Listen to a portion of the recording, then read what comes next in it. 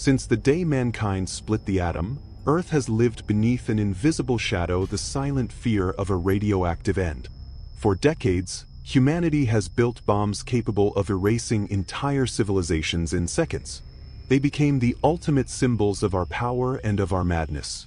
But there is one place where this deadly legacy was cast into the deep waters of forgetfulness, the ocean.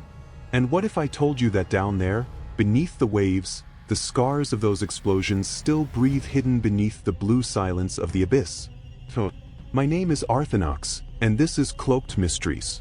Today, we'll dive into the sunken ruins of the nuclear age, a realm where life dares to rise again from the ashes of destruction. What happens when humankind challenges the ocean itself with the power of an artificial sun? Does the sea forget, or does it only pretend to? Prepare yourself, because this is one of the most haunting stories in human history. And in the end, you may realize that the greatest danger was never the bomb but the hands that built it.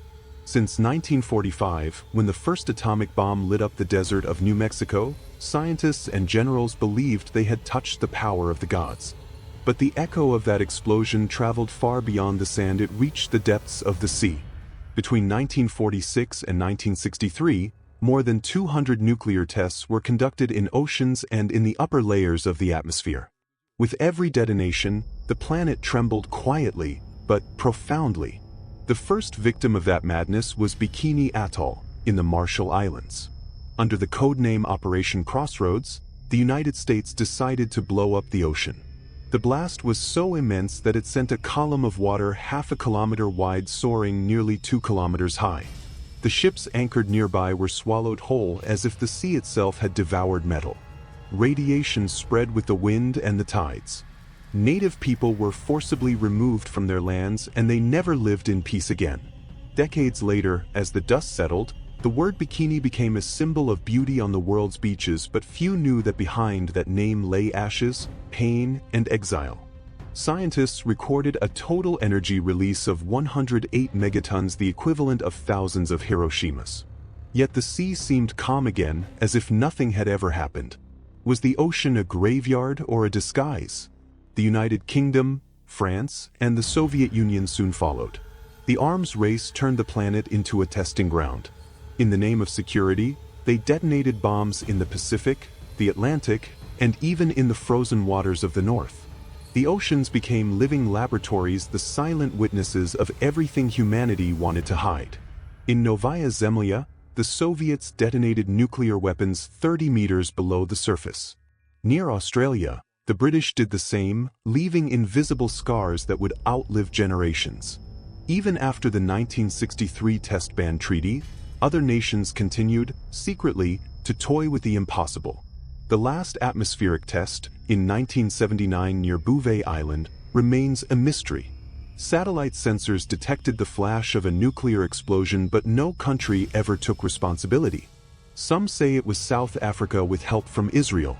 Others believe it was a phantom detonation erased from history to avoid political scandal. And so, beneath the shroud of the sea, nations buried their sins. The ocean, vast, ancient, and mute, became the confessional of humanity, where every megaton sank together with the guilt that created it. During the Baker test, the battleship USS Arkansas, a 27,000-ton giant, was placed only 230 meters from ground zero. In seconds, it vanished. Thrown skyward by an unimaginable force, it flipped and plunged bow first to the bottom. No hull, no anchor, nothing remained. Hundreds of ships were deliberately positioned inside the circle of fire.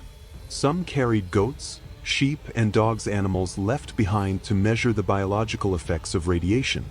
None survived. The official reports remain classified to this day. The soldiers who witnessed those detonations described something beyond human comprehension: a wall of fire rising from the water, followed by a black, oily rain that stuck to their skin. Many lost their hair, their sight, or their sanity. Hell had become liquid. And yet, after all of it, the ocean remained calm, patient, and indifferent, covering the wreckage with sand and silence. Maybe the sea does not break, but it never forgets. The people of the Marshall Islands were relocated with promises they would soon return. But when they did decades later, they found a paradise poisoned. The wells contained dangerous levels of strontium-90 and cesium-137. The soil, the air, even the coconuts all were contaminated.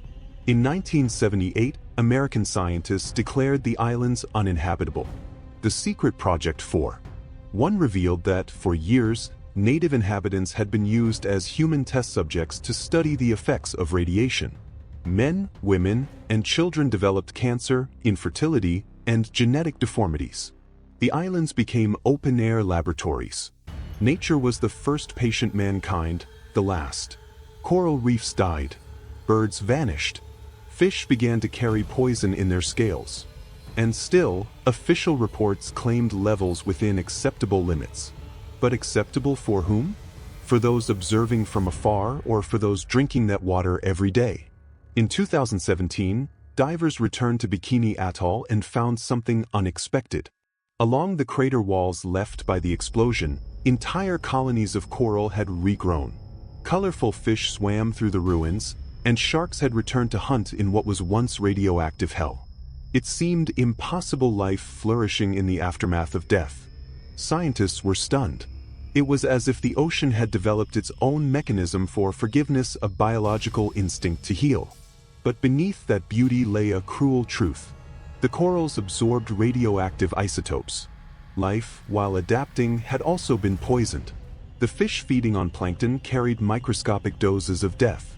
And when humans ate those fish, the cycle was complete. The poison had returned to the surface. The ocean heals, but it also collects its debt. It never forgets what we bury in its depths. Researchers later discovered that even distant islands remained contaminated. A disease called ciguatera, a type of food poisoning caused by plankton growing on radioactive coral, still affects entire communities. These microscopic organisms form the foundation of the marine food chain. When they are contaminated, everything above them suffers: fish, turtles, birds, and finally, us. The poison of the 20th century still swims through the shoals of the 21st. Radiation doesn't need light to move. It travels silently, carried by the same currents that link continents. And so, each wave carries not just salt but fragments of our arrogance. The sea swallows everything, but sometimes what it gives back is not oblivion, its consequence. Some scientists claim the ocean is immune to radiation. They argue that the impact of a nuclear blast quickly dissipates underwater, that shock waves fade, and the currents purify. It's a comforting idea, perhaps too comforting. They often compare Bikini to Chernobyl. While Chernobyl's soil gave birth to grotesque mutations, the waters of Bikini seem full of life. But what these researchers ignore is that the sea does not destroy, it conceals. The poison doesn't die. It merely changes form. Beneath the waves lie sunken reactors, abandoned submarines, and at least 6 missing nuclear bombs. They rest there, corroding slowly, releasing radiation drop by drop. Science calls it safe levels. But what is truly safe when the poison sleeps inside what gives us life? In 2021, traces of radiation were found in the Mariana Trench, the deepest place on Earth. 11 kilometers below the surface, where no light has ever reached, humanity's legacy still glows. This isn't a metaphor, it's reality. Down there, abyssal creatures coexist with particles that should not exist. Time doesn't erase, it only hides. Every grain of sand at the bottom of the sea holds a memory of the fire we unleashed upon it. Scientists say the ocean regenerates. I say it adapts. The sea is liquid memory, it absorbs everything, records everything, and one day, it may return everything. When the surface forgets, the depths will still remember what mankind tried to bury. The ocean is not merely a mirror of the earth, it is the reflection of our collective conscience. Everything we cast into it returns, sooner or later. Perhaps the real apocalypse won't come from a single explosion but from collective amnesia. The bombs we created are still falling silently in every contaminated drop, in every poisoned fish, in every life shaped by choices made long ago. We say the ocean forgives, but it doesn't, it waits. The same currents that reach our shores today once carried the ashes of plutonium 60 years ago. The cycle never ended, it only changed its mask. We didn't end the nuclear age, we buried it beneath the surface. While we celebrate peace, thousands of tons of radioactive waste sleep on the seafloor. Soviet submarines rust in the dark. Lost bombs lie silent in the sand. And bioluminescent fish now carry the faint, deadly glow of our mistakes. The most terrifying part is how normal it all looks. The beaches remain beautiful, the sea still blue.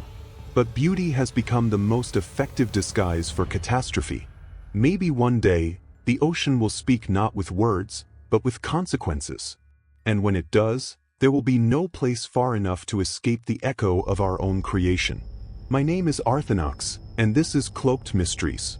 If this story made you see the ocean differently, leave a like, share this video, and subscribe. I'll see you in the next descent where time bleeds, and the silence of the deep still guards the secrets humanity tried to drown.